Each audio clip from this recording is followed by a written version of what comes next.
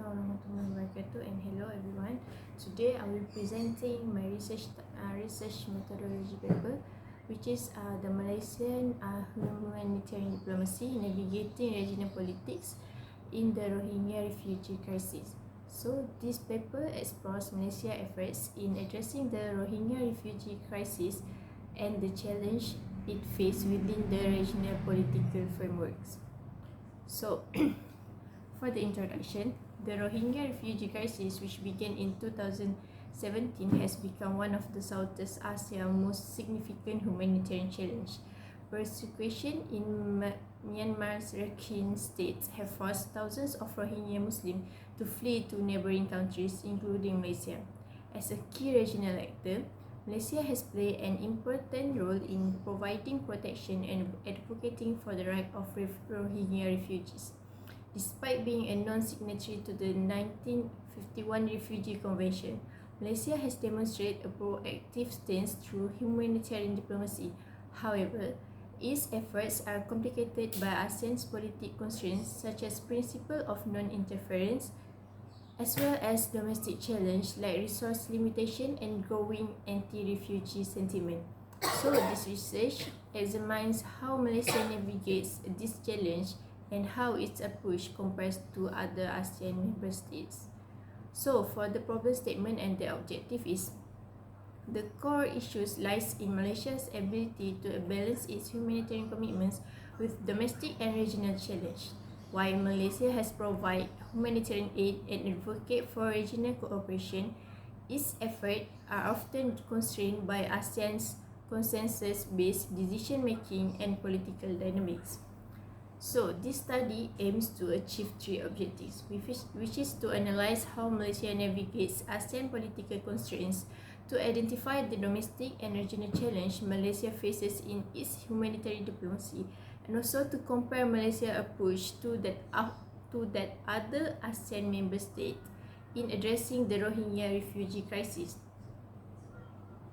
So, this research adopts a qualitative methodology focusing on document analysis and case studies. Primary sources like ASEAN Declaration and government statement are analyzed alongside secondary sources like academic journals and media reports. This study also incorporates a comparative analysis of Malaysia's approach with other ASEAN member states.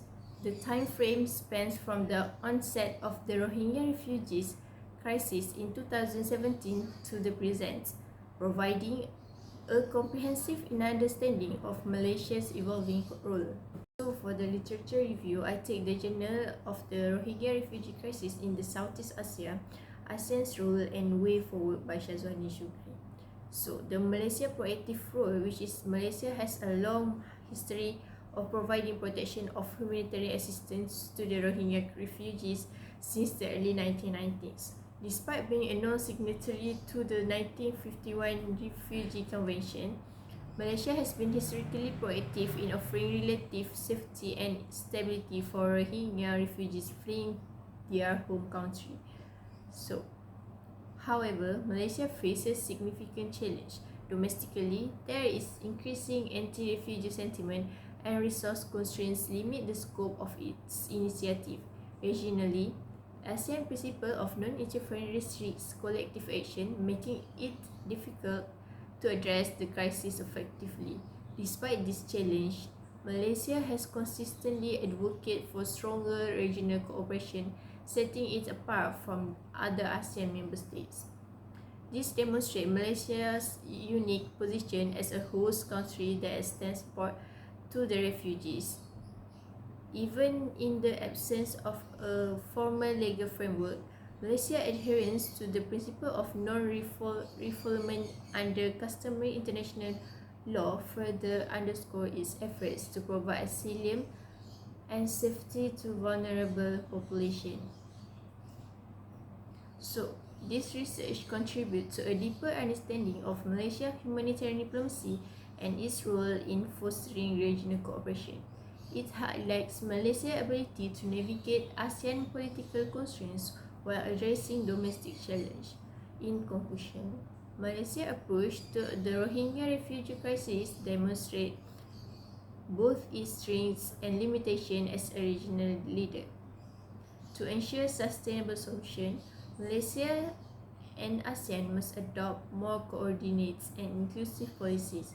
So this study underscores the importance of balancing humanitarian commitments with political and domestic realities, offering valuable insight into the broader challenge of humanitarian diplomacy in Southeast Asia. Thank you for your attention.